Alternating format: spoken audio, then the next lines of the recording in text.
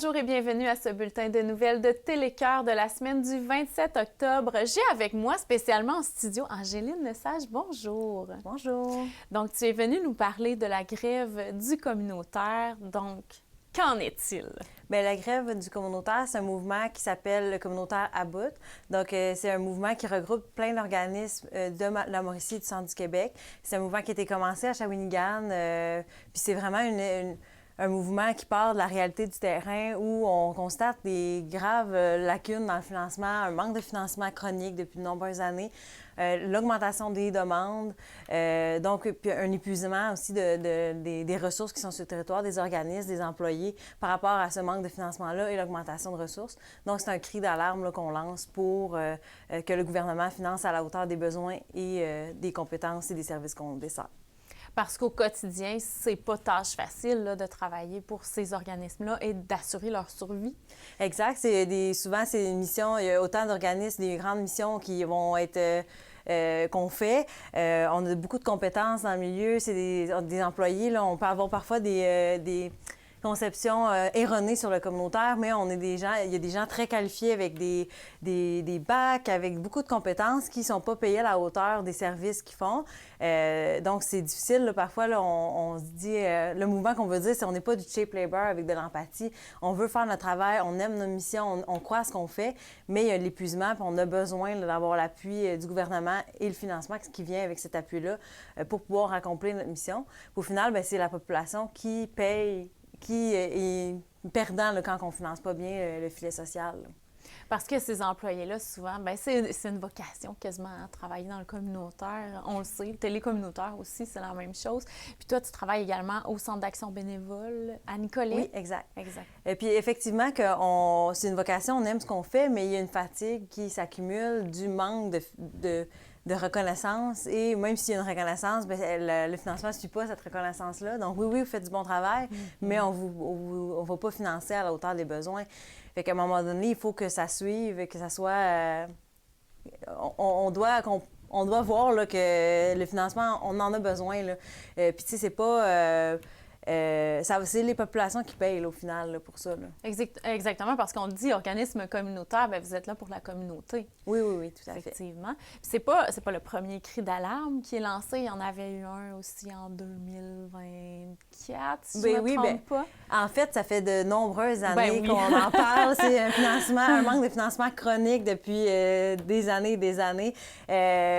Donc, c'est pas une nouveauté, là. C'est pas quelque chose qu'on vient juste de découvrir, là. C'est quelque chose qu'on vit à tous les jours depuis des années. Mais là, quand on est rendu à faire un mouvement de grève qui n'est pas tellement commun, on n'a pas vu ça dans les dernières années. Moi, j'ai jamais vu ça dans le milieu communautaire.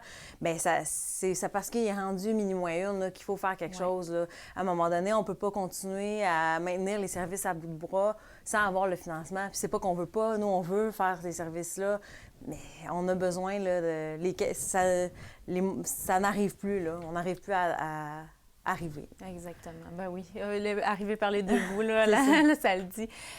Vous, en fait, là, au moment où on diffuse cette émission-là, la grève est passée. Donc, mais, tu sais, en fait, c'est un mouvement à l'année, là, on peut dire. Oui, exactement. Là, on fait cette première mobilisation-là.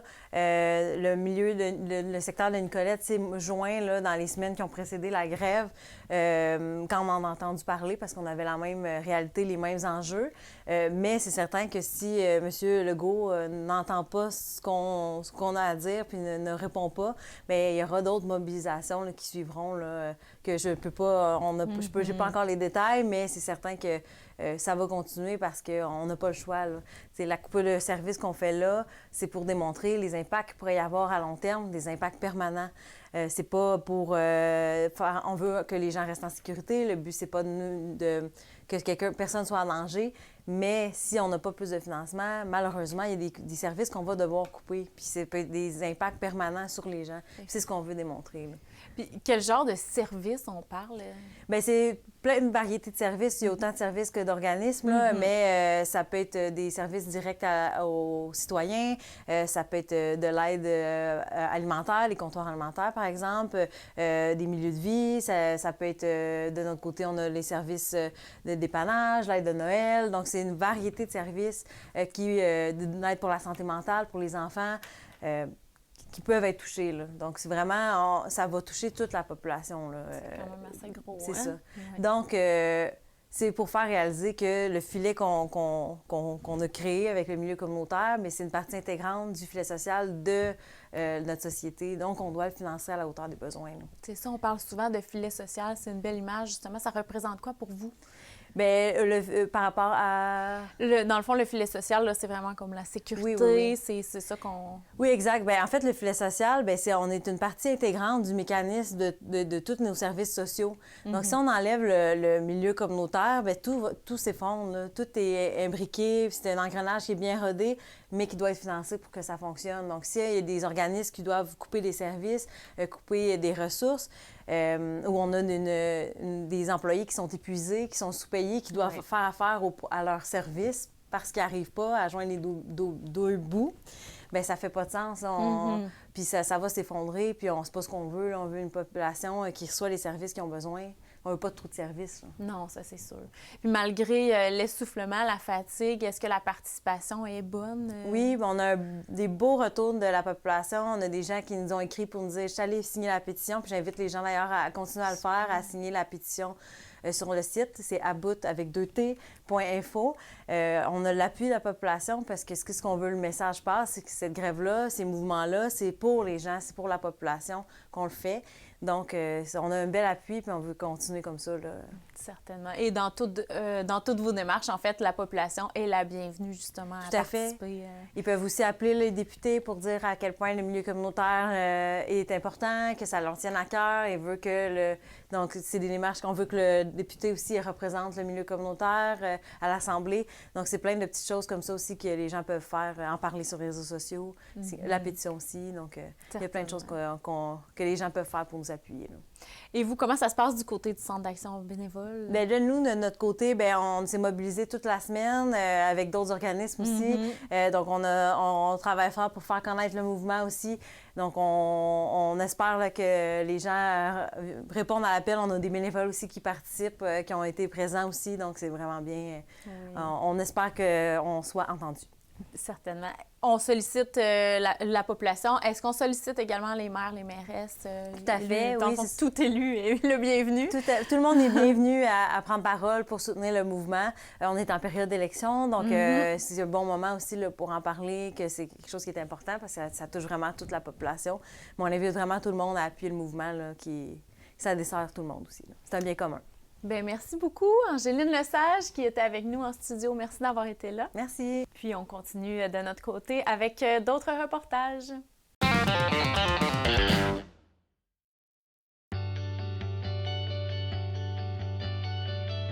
1er octobre 2025, c'est le lancement de campagne électorale pour Geneviève Dubois, candidate à la mairie de Nicolet. On en discute avec celle-ci. Ce qui est le fun d'une campagne électorale, c'est que ça permet aussi de présenter un bilan à la population, ce que je n'ai pas pu faire dans les dernières années puisqu'il n'y avait pas eu d'élection. Donc, ce soir, bilan et vision, évidemment. Et dans les bilans, ce que je suis très fière, c'est qu'on a vraiment une saine gestion des finances publiques. C'est 42 millions d'investissements qui ont été faits, 22 millions d'aides financières qu'on a réussi à aller chercher.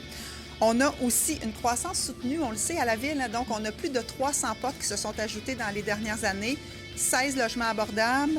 On a aussi doublé notre richesse financière à la ville. On est passé de 852 millions à 1,5 milliard. Donc, c'est un signe vraiment de saine gestion et de croissance. On a aussi des quartiers de vie de qualité. On a des nouveaux parcs. On a un nouveau skatepark. On a inauguré un pump track. On a aussi construit le centre d'interprétation éco-maritime. On a récupéré le quai. Donc, beaucoup d'infrastructures pour donner une qualité de vie et une sécurité aux gens. On a aussi mis en place des aides financières. Je pense entre autres aux 150 000 qu'on met pour les événements, notre fonds des événements. Inutile de vous dire qu'on a des événements qui sont vraiment intéressants maintenant à la ville. Donc, on est passé de presque rien à 100 000, 150 000. Une aide aussi financière pour les commerçants qui ont été impactés par les travaux du centre-ville. Donc, ça aussi, très fier. Et des actions en lien avec les changements climatiques. On en a fait beaucoup. Donc, on est touchés, nous aussi, par ça. On va continuer on a fait des travaux, importants au centre-ville puis dans certaines rues. Ensuite, on a aussi mis en place des jardins de pluie, des nauves végétalisées qui sont très utiles pour les pluies abondantes, parce que le sol récupère une partie de l'eau, filtre l'eau mais le reste s'en va dans nos canalisations, mais ça ne va pas à la même vitesse. Donc, ça évite les débordements aussi chez les gens. On a protégé un corridor écologique. Donc, tout ça, si on fait une moyenne de la hausse du compte de taxes dans les 10 dernières années, c'est une hausse de 1,6 %. Donc, vraiment, là, je suis extrêmement fière de ça. Maintenant, la vision, ce qui s'en vient. En fait, Nicolette est touchée, comme toutes les autres municipalités, par 3 crises simultanément. Donc, on pense à l'urgence climatique, on pense aux défis sociaux qu'on a et l'instabilité économique. Donc, pour ces 3 thèmes-là, je vous dirais, j'ai été au cœur du travail qu'on a fait pour la planification stratégique 2026-2030, où on place la transition socio-écologique au cœur de ça. Et c'est sûr que je m'inscris dans cette continuité-là. J'en ai fait partie. Je ne propose pas quelque chose de différent de ce que je fais déjà, mais je trouve c'est important que pour le défi social, on s'occupe de notre monde, on laisse personne derrière, puis qu'on s'occupe des besoins des jeunes, des familles, des aînés, mais aussi nos clientèles vulnérables. On a de l'itinérance à Nicolette. On a besoin de plus de logements abordables. On en a 16 qui se construisent, mais ce n'est pas suffisant. Donc, je veux continuer à travailler là-dessus.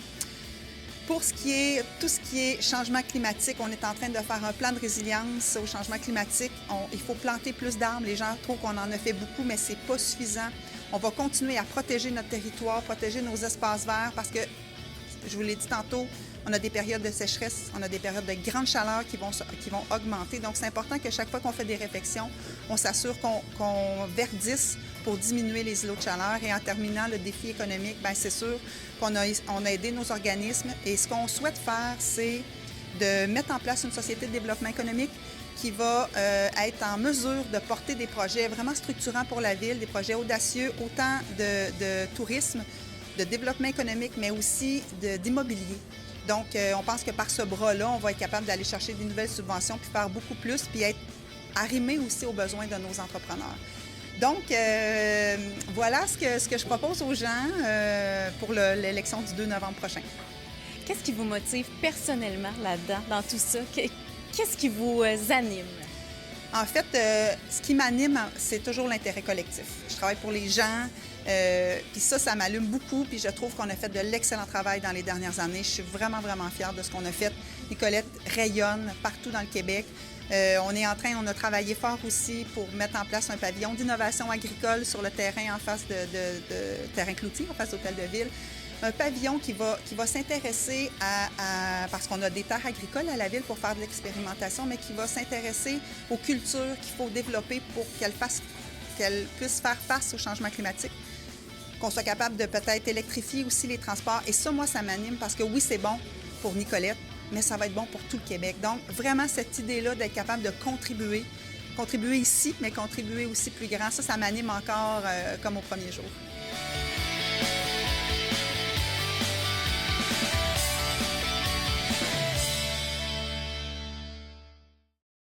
Alors voilà, comme on a pu le voir dans ce reportage, c'était le lancement de campagne pour Geneviève Dubois, mais aussi du côté de Bécancour, donc lancement de campagne pour Lucie Allard qui aspire à un autre mandat comme mairesse de la ville de Bécancour et notre caméraman Martin qui était présent pour filmer l'intégrale de son lancement que voici.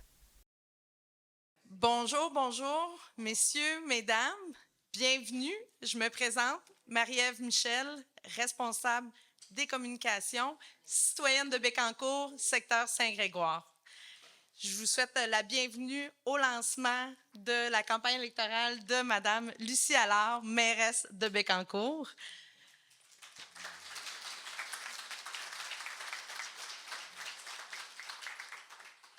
Dans un premier temps, j'aimerais remercier l'équipe du manoir Bécancour de nous accueillir, ainsi que sa propriétaire, Mme Jasmine Hébert. Bonjour.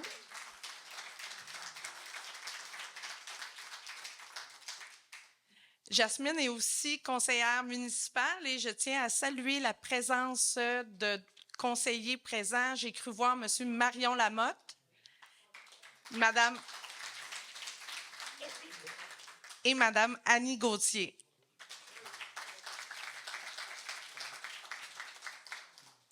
Évidemment, on ne peut passer sous silence que notre mairesse Lucie a un bel appui de sa famille qui est aussi présente, ses amis, et on peut voir ici que les citoyens de Bécancour se sont déplacés pour supporter Lucie, notre mairesse, pour sa réélection.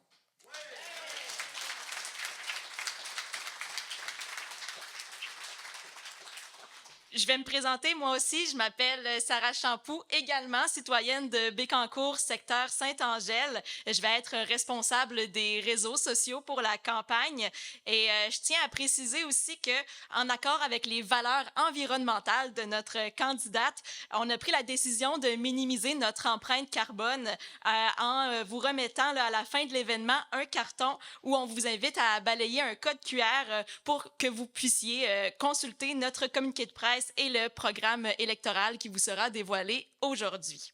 Donc, Marie-Ève, on est très enthousiaste d'être ici aujourd'hui pour lancer la campagne qui a pour but de réélire notre mairesse, Lucie Allard.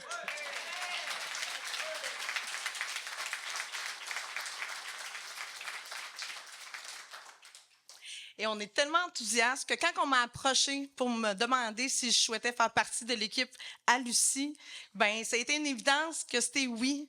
Pourquoi? Parce que j'ai aussi habité dans le secteur à Précieux-Sang, donc le secteur de circonscription. Et par mon parcours professionnel, j'ai eu à rencontrer Lucie dans son rôle de mairesse. Et j'ai rencontré une femme dynamique, transparente, honnête, complètement engagée pour sa ville, pour notre ville. Donc, c'était une évidence, Sarah. Ah oui, c'était absolument une évidence pour moi aussi. Quand j'ai connu Lucie en 2021, j'ai eu un coup de cœur pour sa bienveillance, son écoute, son ouverture d'esprit, mais surtout pour son leadership qui est basé sur l'écoute. Et ça, c'est hyper important pour notre ville. Et aujourd'hui, je suis ici parce que ce coup de cœur-là, il continue jour après jour. Lucie, elle m'impressionne toujours plus par sa maîtrise des dossiers, sa force, sa détermination de faire de Bécancour une ville verte, dynamique et ouverte pour tout le monde.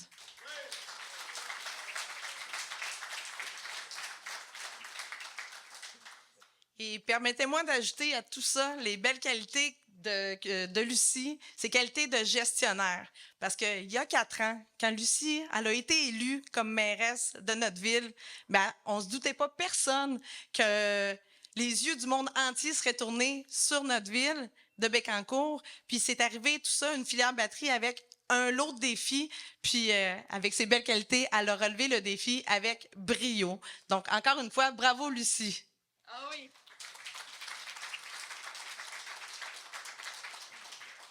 Et on le voit avec tous les encouragements qu'elle reçoit quotidiennement.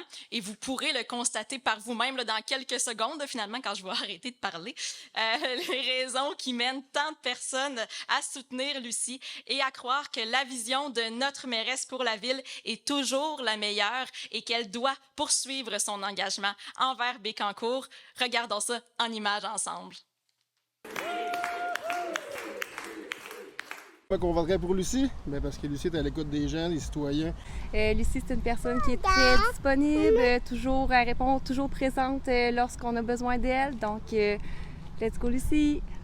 Au final, on puisse servir notre communauté, on puisse répondre aux besoins de nos gens. C'est ça l'objectif. On vote pour Lucie, Léo. J'appuie Lucie pour sa gestion des finances. Ça prend une mairesse pour serrer, les cordons de la bourse serrés. J'appuie Lucie dans sa campagne pour tout son engagement envers les jeunes. Pierre Bellefeuille, je suis le conjoint de Lucie, la mairesse de Bécancour. Et pour moi, je suis son premier supporter. Lucie, c'est une porteuse de vision pour sa ville, pour le collectif. Puis c'est pour ça que c'est important de voter pour elle. J'appuie Lucie parce que j'aime cette femme intelligente, articulée. Je l'appuie aussi parce que je sais qu'elle est la personne de la situation pour gérer la filière batterie, qui est bien importante. Et elle s'occupe des jeunes comme des aînés. C'est une femme exceptionnelle, un cœur d'or. Elle travaille beaucoup pour Bécancour. Fait que je l'appuie, je vous incite à l'appuyer. J'appuie Lucie parce que je trouve qu'elle a fait un très beau travail dans les circonstances, avec tout ce qui s'est passé ces derniers 4 ans. Et puis, comme elle l'a dit si bien, j'ai commencé, j'aimerais continuer. Puis, c'est en plein ça, je veux l'aider là-dedans.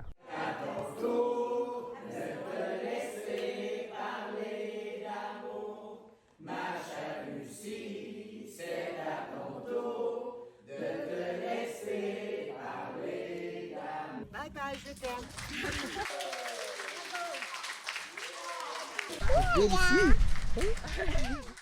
Donc, Lucie est très bien accompagnée, mais Sarah, on est vraiment rendu au moment ultime.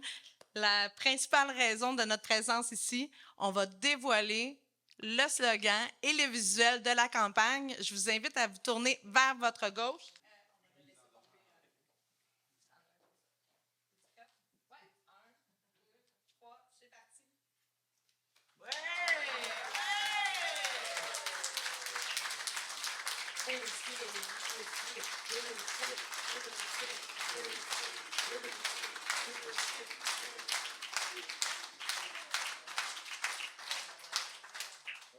Merci, merci, merci tellement. Chers amis, chers collègues du conseil municipal, ma famille, Pierre, Camille, Rosalie, Céline, ma belle-maman qui est là. Je vais déjà me mettre à pleurer. De joie, c'est certain. Donc, c'est vraiment avec émotion et reconnaissance que je constate que vous êtes venus si nombreux à ce lancement de campagne. Je vous remercie d'être présents à mes côtés aujourd'hui. C'est vraiment important et significatif pour moi. Et je sais que beaucoup souhaitaient être avec nous, mais le sont en pensée. Dès le début de mon mandat, en 2021, je me suis engagée au service de Bécancour. Se présenter face aux électeurs demande un engagement de chaque instant, de l'humilité et m'amène à être en contact avec les citoyens. Cette proximité est essentielle pour comprendre la réalité du territoire et les besoins de la population. J'ai la chance d'être très bien entourée, comme vous pouvez le constater, par une équipe dédiée, compétente, extraordinaire. Permettez-moi de vous les présenter rapidement. Vous avez déjà rencontré Marie-Ève et Sarah. D'ailleurs, merci pour cette belle introduction. Laissez-moi vous présenter également ma directrice de campagne, Sophie Houd. Évidemment, mon conjoint Pierre, qui est mes premiers conseillers stratégiques. Au sein de mon équipe aussi, j'ai une extraordinaire agente officielle, Judith Tourigny, qui assumait également ses fonctions en 21. Donc, merci Judith d'avoir accepté d'assumer à nouveau ce rôle. Marie-Reine Roy, je vais aller plus rapidement parce qu'il y a beaucoup de monde, puis je veux vraiment m'assurer de nommer tout le monde. Marie-Reine Roy, Louise McKenzie, Nadine Robillard, Léo Morel, Lisette Dehaye, Lynn Hébert, Michel Mayotte, Alain Mercier, Colette Blanchette, Émile Richard, Suzanne Désilet, Louise, je t'ai nommée, Judith aussi, Sarah Provencher, Tommy Blanchette, Juliette Bourque, Constance Larrivée, Rosalie Bellefeuille, évidemment Camille Bellefeuille aussi, Rose Duchesneau, Françoise Roy, excusez-moi, et Gisèle Houd. Merci d'être là pour moi, vraiment.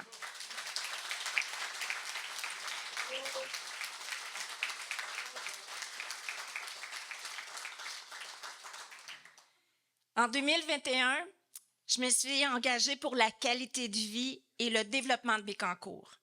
Je suis demeurée fidèle à mes valeurs et à mes convictions qui m'ont portée tout au long de mon action à titre de mairesse.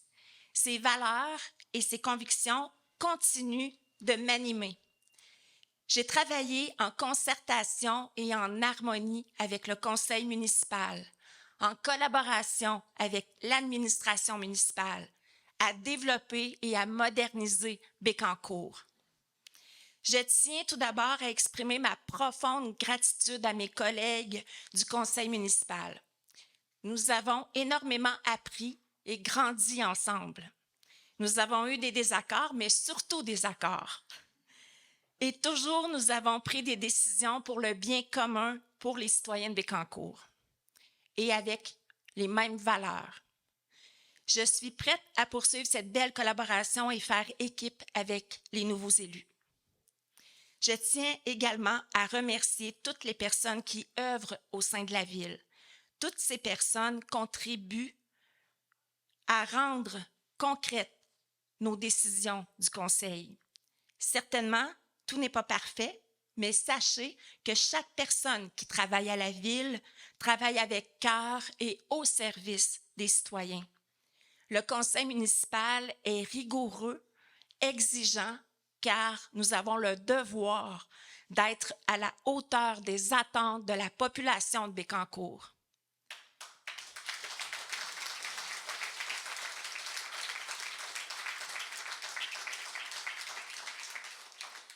Depuis bientôt 4 ans, un véritable vent de changement souffle sur Bécancour.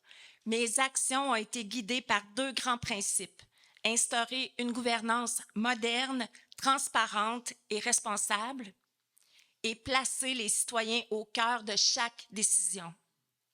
Grâce à la révision de nos pratiques et à l'optimisation des ressources, un changement de culture et de structure s'est amorcé au sein de l'administration municipale. Concrètement, cela se traduit pour les citoyens par des services plus efficaces et une meilleure qualité de vie. Pensons notamment à l'adoption d'une politique familiale, à la création d'une maison de la famille, à la reconnaissance des citoyens par rayonnement Bécancour, aux projets pour les jeunes en partenariat avec les écoles et les maisons des jeunes, à la bonification des programmations culturelles, sportives et des loisirs, à l'addition de parcs, de sentiers, au prolongement de réseaux cyclables, à la mise en place du bureau citoyen, à l'adoption d'un programme d'aide financière pour l'adaptation au changement climatique, au verdissement de notre ville.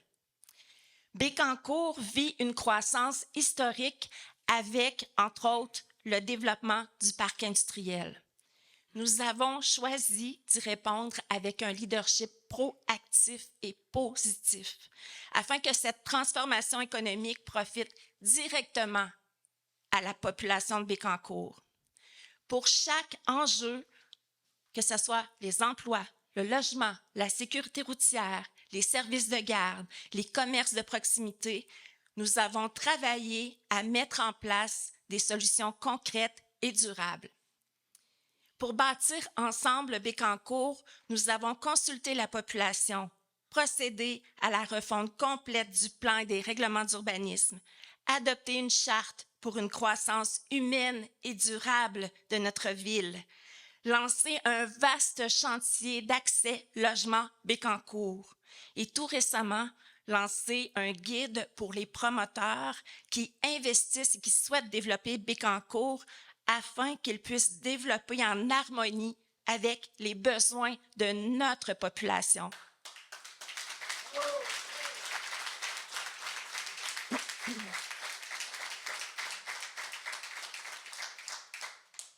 Pour renforcer la sécurité et la mobilité, nous avons mis en place un comité traitant spécifiquement les requêtes citoyennes relatives à la sécurité routière.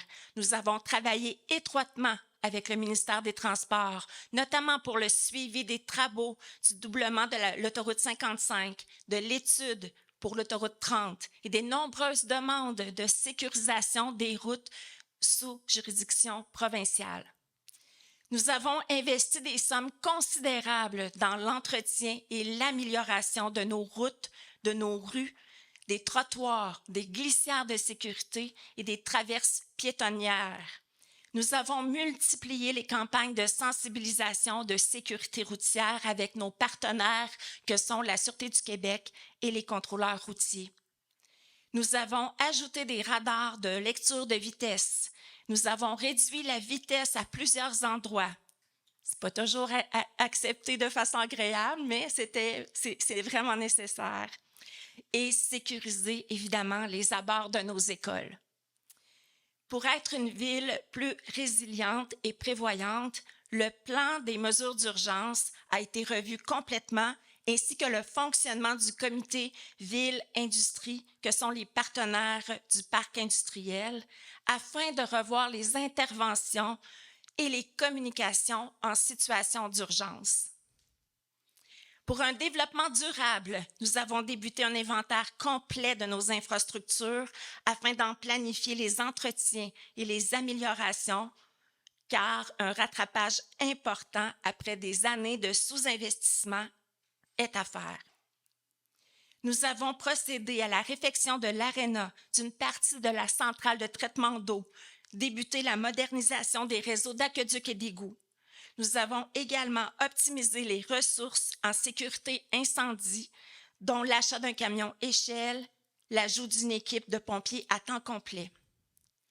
Pour renforcer notre économie locale, nous avons mis en place un ambitieux fonds de relance commerciale pour soutenir directement nos petites et moyennes entreprises et commerces locaux.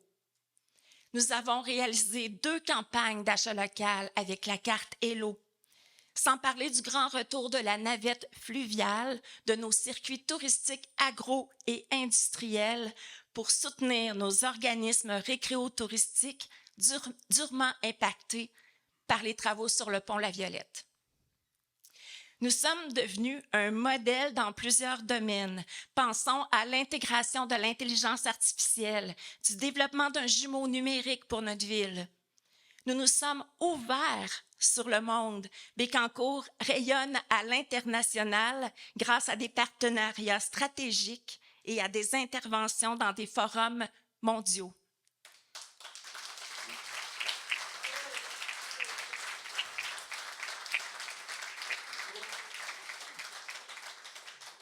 En fait, j'en suis fière de ce bilan. Soyons fiers de notre ville.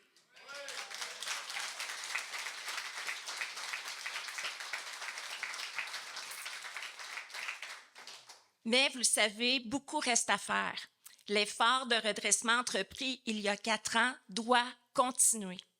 Plusieurs projets sont lancés et doivent se poursuivre. L'avenir se construit aujourd'hui et ce n'est pas un slogan. Mon programme pour les prochaines années est ambitieux et surtout, mon engagement pour la population de Bécancour est toujours aussi solide. C'est donc avec une profonde humilité que je vous propose mes engagements qui reposent sur 3 grandes orientations et qui guident chacune de mes actions. Miser sur une croissance humaine et durable, c'est une suite logique des dernières années. Améliorer et préserver la qualité de vie en valorisant un environnement sain et inclusif, dynamiser notre économie locale et renforcer le positionnement stratégique de Bécancour. Je continuerai d'agir dans le respect des valeurs qui m'animent et qui me définissent, l'intégrité et l'équité pour agir avec rigueur et transparence, l'écoute et la bienveillance qui me caractérisent parce qu'il faut bâtir une relation de proximité avec les citoyens, l'amour de ma ville qui me pousse à m'engager pleinement dans son développement et l'ouverture sur le monde pour accueillir les idées et les opportunités qui enrichissent notre communauté.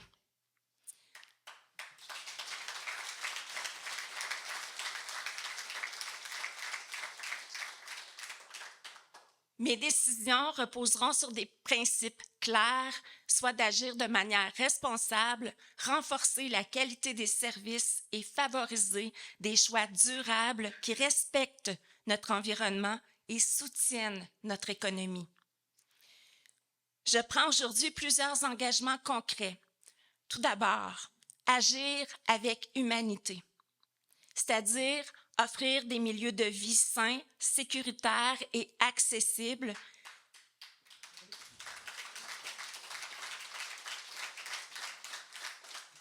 Et également réduire le gaspillage des ressources, notamment l'eau potable.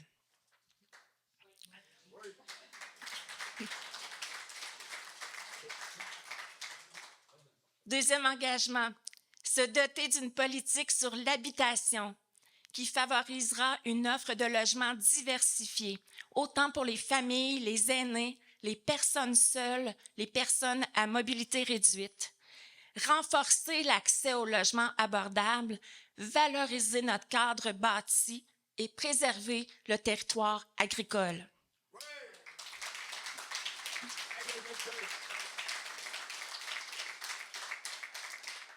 Troisièmement, investir dans nos infrastructures municipales. Avec un plan de maintien des actifs afin d'assurer la pérennité de nos infrastructures et surtout éviter d'impacter les prochaines générations. Donc, sécuriser les investissements par une gestion rigoureuse des finances publiques. Quatrièmement, préserver et valoriser nos parcs et espaces verts en offrant des parcs sécuritaires avec des aménagements adaptés et en s'assurant de leur entretien régulier. Assurer également l'accès à la nature pour l'ensemble des citoyens de Bécancour. Encadrer l'abattage et la plantation d'arbres. Favoriser la perméabilité des sols et la gestion des eaux pluviales. Et là, je prendrai un petit peu d'eau. J'ai dit eau pluviale.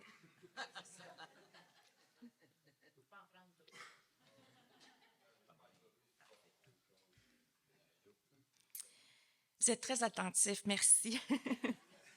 Cinquièmement, renforcer la sécurité routière et la mobilité active en se dotant d'un plan de sécurité routière car nous avons beaucoup d'enjeux sur notre territoire.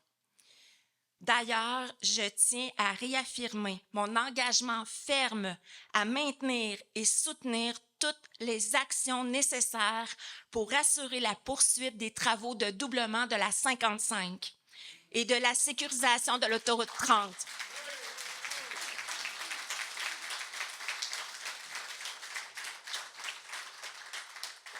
Le conseil municipal et moi, on l'a démontré dans les 4 dernières années et nous entendons poursuivre.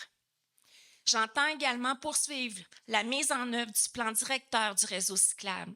D'ailleurs, nous sommes très heureux d'apprendre que la SPIB va reconstruire le tronçon qui a été détruit lors du début des travaux dans le parc industriel.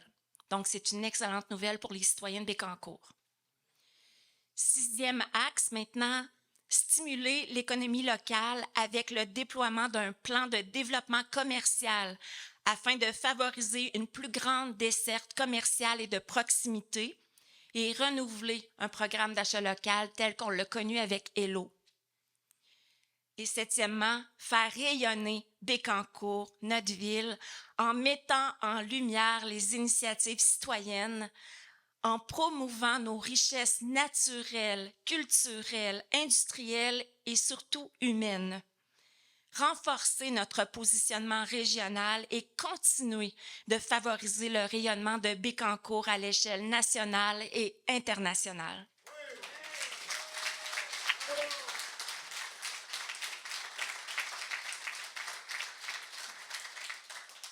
Ces engagements ne sont pas que des promesses. Ils sont le reflet d'une vision claire et d'une volonté sincère à continuer à bâtir Bécancour, une ville à notre image. Bécancour est bien plus qu'un territoire. C'est une communauté vivante, riche de ses gens, de ses paysages, de son histoire et de ses ambitions. Ensemble, nous avons le pouvoir de bâtir une ville qui reflète nos valeurs, nos rêves et notre volonté d'agir pour le bien commun. Chaque geste compte, chaque voix mérite d'être entendue. Et chaque projet, petit ou grand, peut devenir un levier de transformation. Je vous invite à marcher à mes côtés, à participer activement à cette démarche collective et à croire en notre capacité à faire de Bécancour une ville exemplaire, humaine, durable et rayonnante.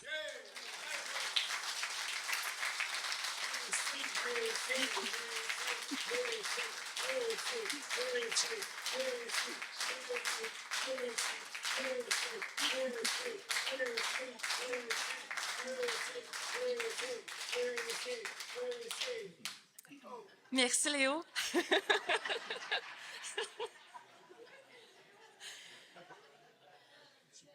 L'avenir se construit ici, avec vous, et il commence maintenant. En 2025, je suis toujours là, engagée pour vous. Merci de votre confiance.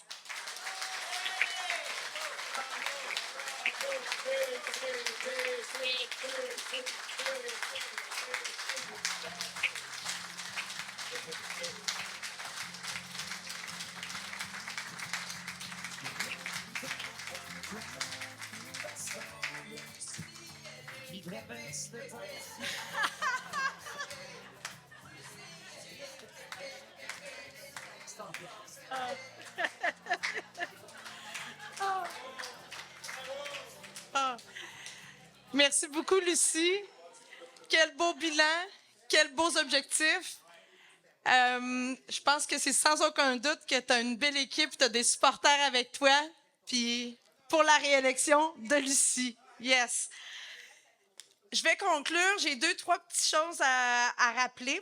Donc, quand vous êtes arrivés, on vous a offert la possibilité de signer le bulletin de candidature. Donc, si vous n'avez pas eu la chance de le faire et que c'est possible pour vous, je vous invite de venir à la table. Il y a Judith Tourigny qui peut vous accueillir pour la signature. Dans un deuxième temps, sur Facebook, possiblement que vous avez vu des changements de photos de profil avec des badges, qui est inscrit « Je vote Lucie Allard ». Si vous souhaitez le recevoir, vous avez simplement communiqué avec un membre de l'équipe, puis ça va nous faire plaisir de vous le transmettre pour que vous puissiez l'utiliser. Ensuite, je ne veux rien oublier, je poursuis. Oui, donc si il y a des citoyens qui ont des commentaires ou comme M. Léo, qui sont très enthousiastes, qui ont un commentaire ou des questions pour Lucie, ça va nous faire plaisir de l'entendre maintenant. Pour les médias, si vous avez des questions, je vais vous inviter à venir rejoindre Lucie juste après que ce soit officiellement terminé pour les allocutions. Et en terminant, pour ceux et celles qui souhaitent se joindre à nous, on va traverser au Pub du Cochon pour un dîner. Donc, si le cœur vous en dit, vous êtes les bienvenus. Donc, oui. Juste le code QR pour que les gens comprennent. Ah, ben oui, assurément. Et merci. Ça vaut la peine d'avoir 4 pages, puis oubliez ça. Donc, le carton va vous être distribué. Puis sur ce carton-là, il y a un code QR. Vous allez le balayer avec votre cellulaire. Puis, ça va vous amener directement sur la page Facebook de Lucie, où on va pouvoir prendre connaissance du programme électoral au complet, de ce qu'on vient d'entendre et du communiqué. Sur ce, je vous souhaite une excellente campagne électorale. Lucie, bonne réélection. C'est une semaine de lancement à Télécœur. Donc, lancement de la Fondation des écoles primaires de la ville de Bécancour. Ensemble, célébrons la naissance d'un mouvement porteur d'avenir pour nos jeunes. Allons voir ce lancement.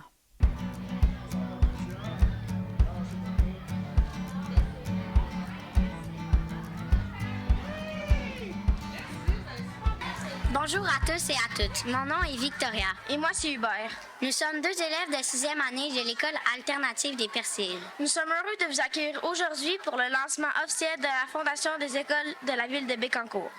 Nous invitons maintenant la présidente par intérim, Mme Marie-Ève Boisclair, à venir s'adresser à vous.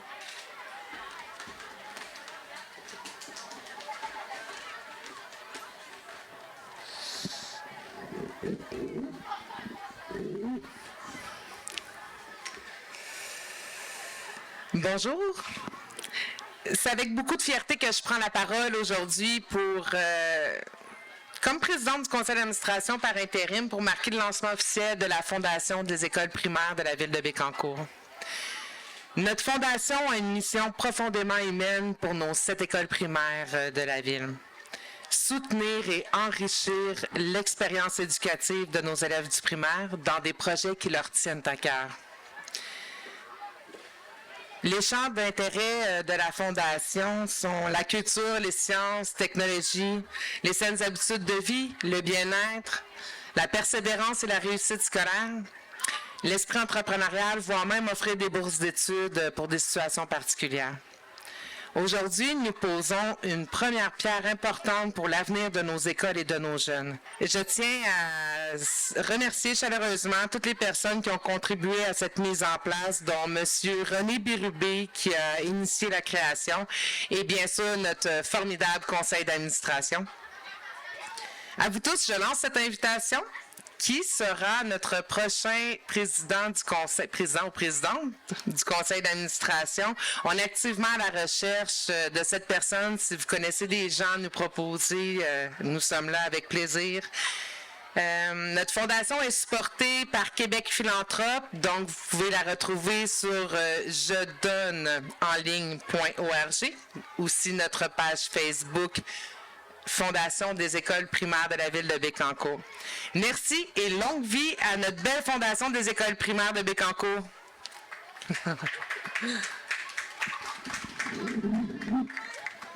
Vas-tu être porté là, Open?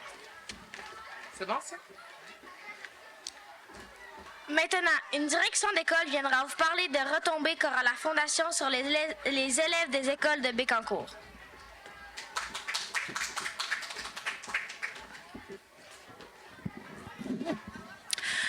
Bonjour, mon nom est Marie-Chantal Rousseau, directrice de l'école Beau Séjour et membre du conseil d'administration de la Fondation. Le but de cette fondation est de soutenir et d'enrichir la mission éducative des établissements en mobilisant des ressources humaines et financières. La Fondation pourra enrichir la vie scolaire en finançant des projets stimulant la curiosité et la créativité des élèves. Les retombées sur les écoles seront significatives pour nos élèves. On pourra améliorer les conditions d'apprentissage, financer du matériel pédagogique, des outils technologiques ou de l'espace d'études adapté pour favoriser la réussite scolaire. Favoriser le développement global des élèves, encourager les activités culturelles, sportives, scientifiques ou artistiques qui contribuent à l'épanouissement de chacun d'eux. Financer des projets innovants, soutenir des initiatives pédagogiques originales, des projets écologiques, des laboratoires créatifs ou des programmes entrepreneuriaux. Améliorer les infrastructures comme réaménagement de cours d'école, rénovation de locaux, installation de zones de jeu ou de détente, autant d'initiatives rendues possibles grâce à des levées de fonds ciblées. Une fondation scolaire agit comme un levier pour transformer l'école en lieu inspirant. Pour ce faire, l'implication de tous les acteurs ainsi que de la communauté est nécessaire. Un petit don peut faire une grande différence. Merci de votre générosité. Maintenant, j'inviterai Mme Lucie Allard, mairesse de la ville de Bécancour, à s'adresser à vous.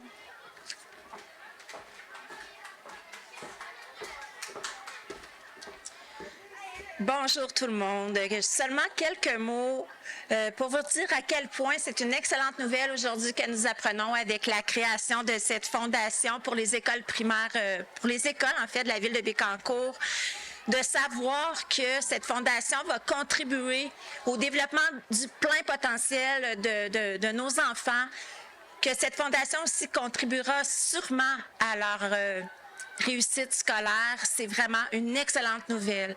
Donc, au nom du conseil municipal, je félicite tous les initiateurs et organisatrices avec Madame la présidente par intérim pour commencer de cette vraiment belle initiative. Et moi aussi, je me joins à toi, Marie-Ève, pour dire longue vie à cette nouvelle fondation.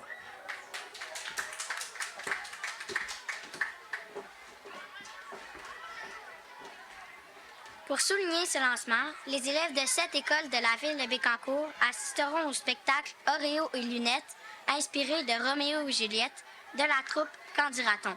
Cette activité est offerte gracieusement par la Fondation des écoles primaires de la ville de Bécancour. Il est également possible de consulter les pages Facebook des établissements pour y trouver le code QR ou de se rendre directement sur le site Québec Philanthrope en sélectionnant les écoles primaires de la ville de Bécancour.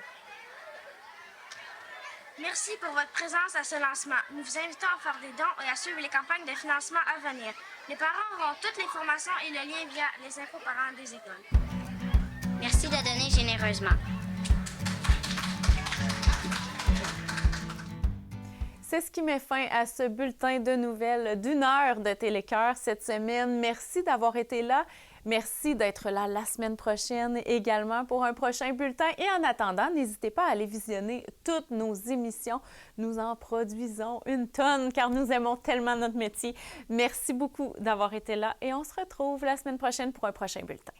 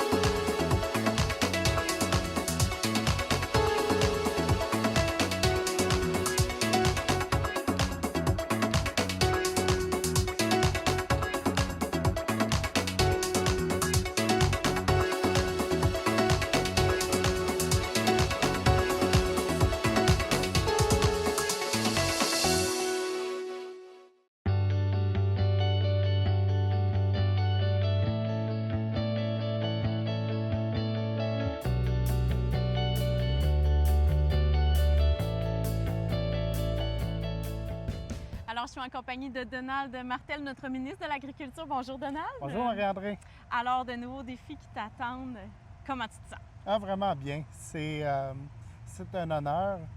J'étais pas malheureux député, je l'ai toujours dit, mais de recevoir cette responsabilité-là, ça fait un velours. Intellectuellement, c'est stimulant. Et l'agriculture, bien, moi, quand je suis arrivé ici, en 1994, c'est pas un monde que je connaissais beaucoup, mais j'ai appris à aimer le territoire, j'ai appris à aimer les agriculteurs. J'en ai eu beaucoup comme maire, patron. Et la région centre du Québec, bien, quand je suis arrivé ici en 1994, un de mes premiers mandats, c'était de travailler à bâtir la région administrative centre du Québec. Aujourd'hui, je me retrouve ministre de la région centre du Québec. C'est vraiment une excitation, c'est un grand honneur. On sent que tu es à l'aise dans ce nouveau rôle-là. Qu'est-ce qui t'excite à ce point-là? Bien, quand on est député, puis j'adore ça, puis je négligerai jamais ma fonction de député, on n'a pas nécessairement la responsabilité de gestionnaire. Moi, ma carrière, j'ai été gestionnaire toute ma vie. En étant à la tête d'un ministère, je retrouve un peu ces habits-là, puis ça me fait du bien. Et qu'est-ce que tu veux apporter à l'agriculture? Bien, quand je rencontre des gens, je leur dis, on prend un an. Je ne vous ferai pas croire qu'on va tout révolutionner. Dites-moi vos priorités, puis je vous promets qu'on va attaquer ces priorités-là. Bien, merci beaucoup, Donald. Grand plaisir.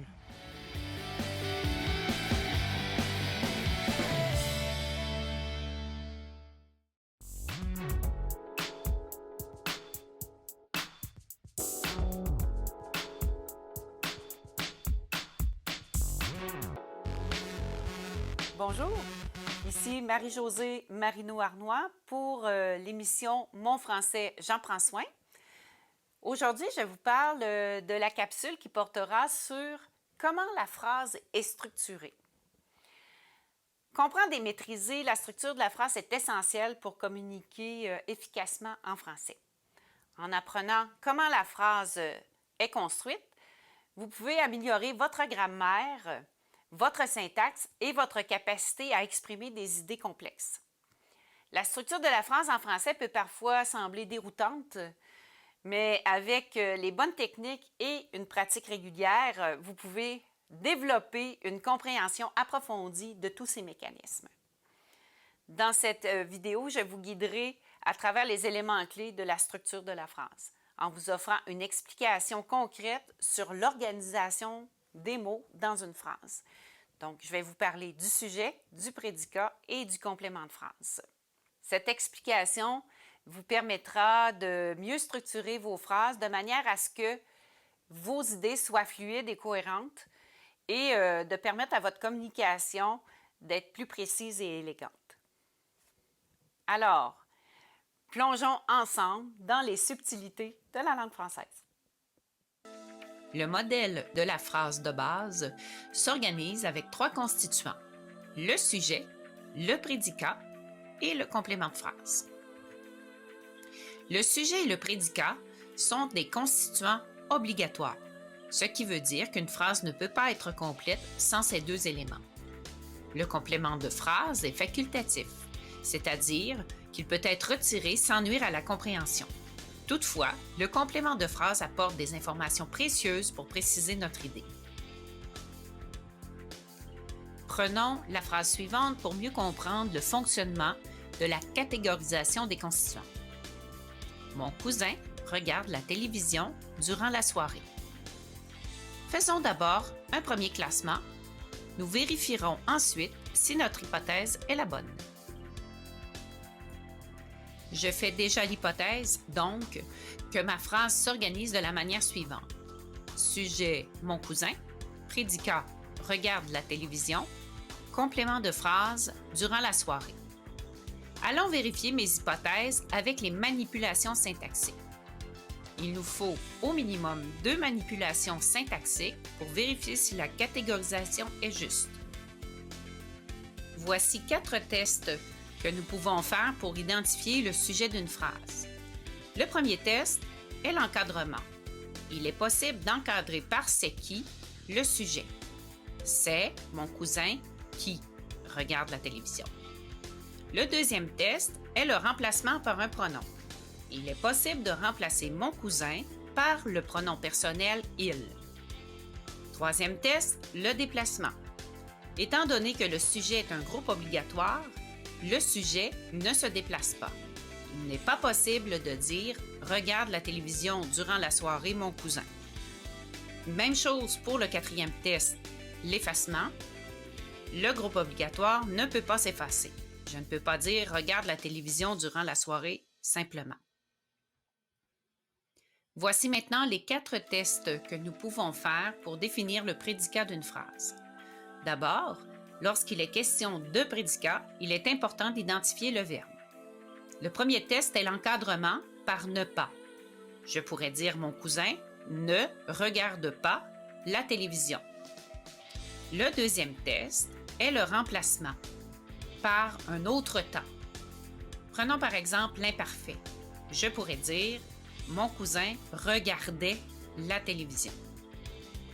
Il est possible que le verbe entraîne des compléments, particulièrement si on utilise un verbe transitif. Nous pouvons vérifier quels sont les mots qui accompagnent le verbe en utilisant les 2 manipulations suivantes. Le déplacement, donc étant un groupe